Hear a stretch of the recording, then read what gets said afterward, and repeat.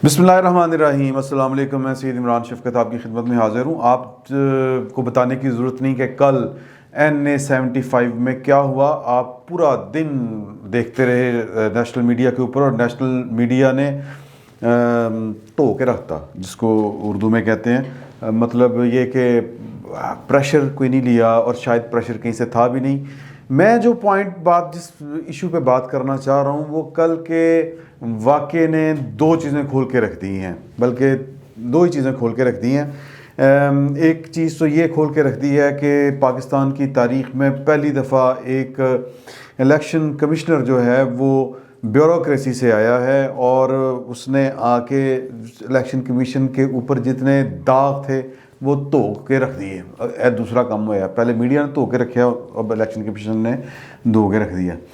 मामला ये है जी कि ये पाकिस्तान के इससे पहले आला अदलिया के मुअज़्ज़ज़ जज साहिबान जो थे वो इलेक्शन कमीशन होते थे, चीफ इलेक्शन कमीशन होते थे, कमिश्नर इरशाद हसन खान। मतलब आपने 3 साल देते परवेज़ मुशर्रफ साहब को और सलूट मारा बतौर सुप्रीम कोर्ट के पहले मुखबरी की सैयद सिद्दीकी की कि जनाब ये आपके ख़िलाफ़ काम भख रहा है। थोड़ी सी बात डिटेल में सुन लीजिएगा।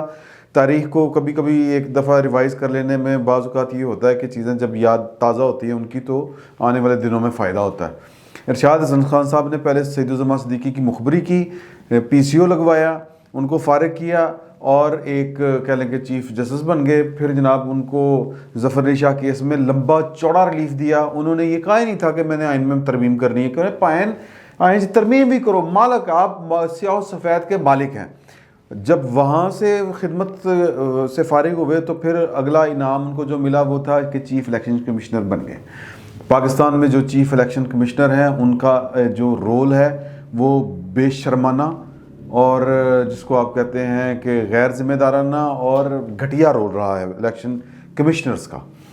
हमेशा पाकिस्तान में कभी जनाब के किसी के कहने पे इलेक्शन चोरी हुआ, कभी किसी के कहने पे धांधली हुई। मास्टरमाइंड पाकिस्तान में इक़्तिदार देने का, इक़्तिदार लेने का एक ही है, और वही है। और ये पहला इलेक्शन कमिश्नर है जो सुप्रीम कोर्ट में भी सीना तान के खड़ा है कि सुप्रीम कोर्ट पूरी, जिसको कहते हैं कि पूरा दबाव डाल रही है, अपना जुडिशल माइंड, इन्वर्टेड कॉमा में मैं कह रहा हूँ, जुडिशल माइंड अप्लाई कर रही है, और दस्तूर की धज्जियाँ उड़ाने के दर पे है। और ये पहली दफ़ा नहीं इस कौम के साथ हो रहा, और कौम को पता है कि कौन कितने पानी में है और कौन क्या करता है। तो ये पहला बंदा है, चीफ इलेक्शन कमिश्नर है, जो कहता है कि मैं आइन के ख़िलाफ़ नहीं जाऊंगा, और उस पर इतना दबाव डाल रहे हैं।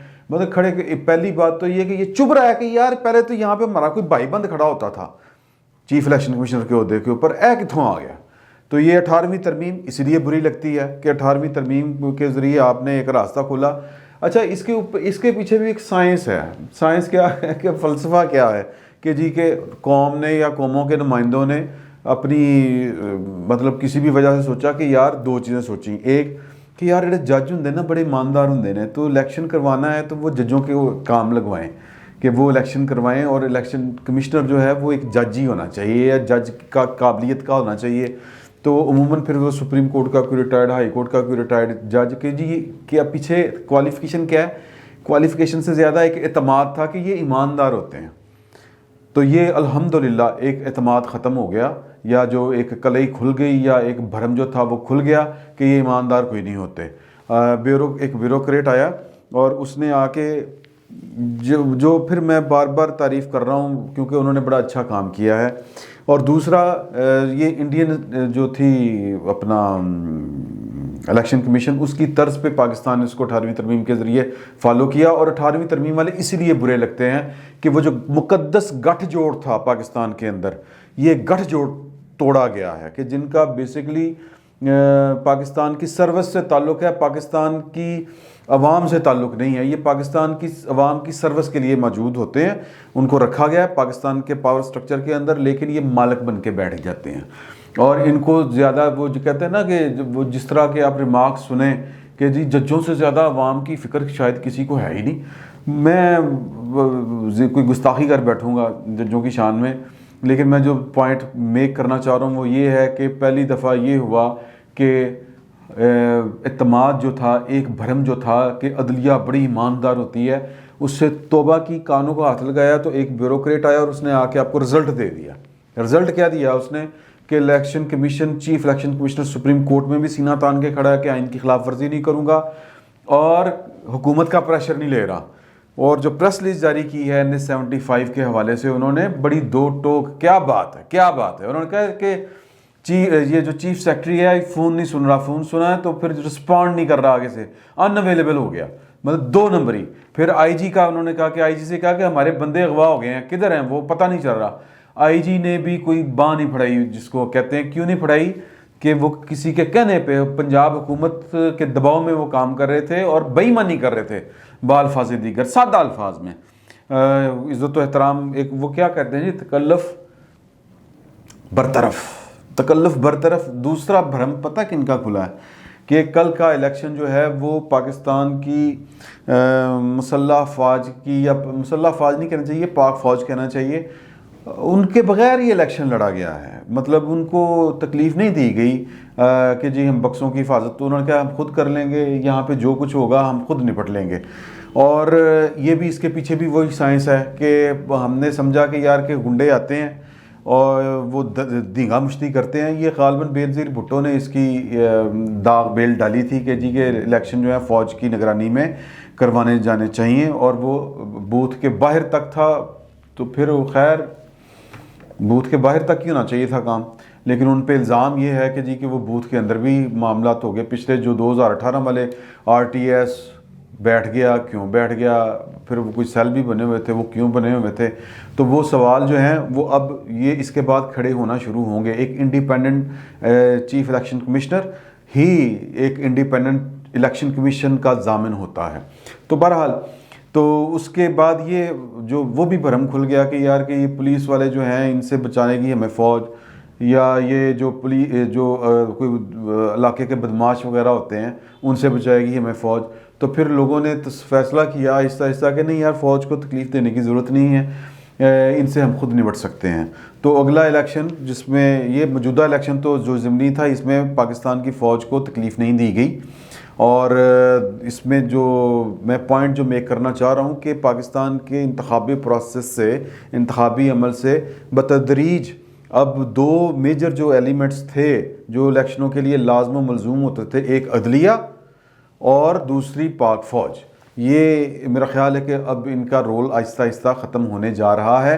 اور جو دوسری بات ثابت ہوئی ہے کہ الیکشن کمیشن نے جو نتائج روکے ہیں اور کہ 20 کا عملہ گم ہو گیا, وہ تو میں آپ کو بتا چکا ہوں کہ اس میں پنجاب حکومت, ایماندار حکومت, PTI کی حکومت, جمہوریت پسند حکومت, اس کا جو بھرم تھا وہ کھل گیا. اور وہ چینی چوری سے لے کے ووٹ چوری تک کی جو کہانی تھی وہ کھل کے سامنے آ چکی ہے. تو اب معاملہ جو اس میں صرف اتنا سا ہے جو ہمیں سمجھنے کی ضرورت ہے کہ بڑی باریک بات ہے کہ یہ جو کچھ ہوا NS-75 میں, اس کا دوسرا جو سیاسی ترجمہ ہے وہ یہ بنتا ہے کہ پائن عمران خان کو جو پاکستان کی اسٹیبلشمنٹ کی حمایت حاصل نہیں رہی. ادروائز میں نے کل بھی آپ سے گزارش کی تھی کہ اگر وہ حمایت حاصل ہوتی تو پھر جڑے بہانے لائے جا رہے ہیں نا, وہ کیا کہتے ہیں جی, اناڑی کا کھیلنا کھیل کا ستیہ ناس.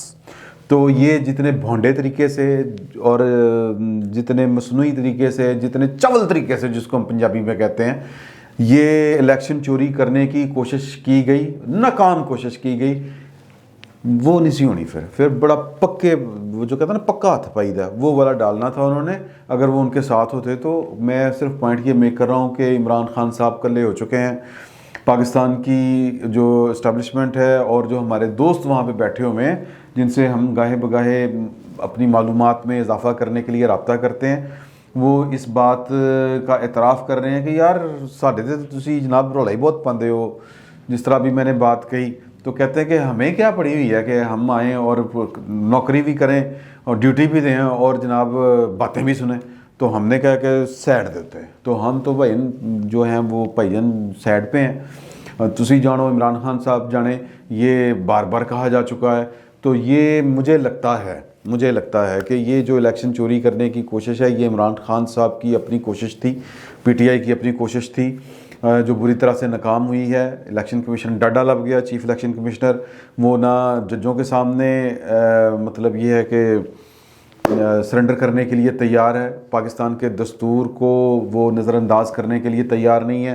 پاکستان کی انتظامیہ اسٹیبلشمنٹ میں سول اسٹیبلشمنٹ کی بات کر رہا ہوں، جنہوں نے یہ کل گل کھلائے تھے پاکستان کے ایک شہر کے اندر، ڈسکا کے اندر NA-75 میں، اس کو بھی وہ بے نقاب کر رہا ہے، اس سے جواب طلب کر رہا ہے اور اس کی بات ماننے کو تیار نہیں ہے، بلکہ ٹینشن دے دی ہے انہوں نے۔